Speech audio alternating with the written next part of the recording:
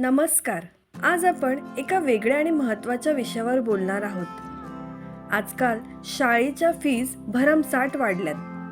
त्यात एका आईचं एक मनोगत आपल्याला खूप काही सांगून जाते. एक आई आपलं मनोगत मांडताना म्हणते, मी यावर्षी माझ्या मुलाला CBSE बोर्डातून काढून 7वी मध्ये टाकलं, घरच्यांच्या विरोधात जाऊन. तो खूप रडत आहे. 15 तारखेला स्कूलला गेला, पण मी माझ्या निर्णयावर ठाम आहे. नर्सरी ते 7वी पर्यंत 12-13 लाख रुपये गेले. एवढी फी?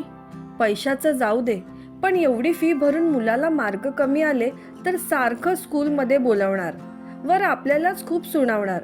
तुमचंच लक्ष नाही, तुम्ही मुलांचा अभ्यास नीट घेत नाही, तुम्ही थोडं लक्ष द्या.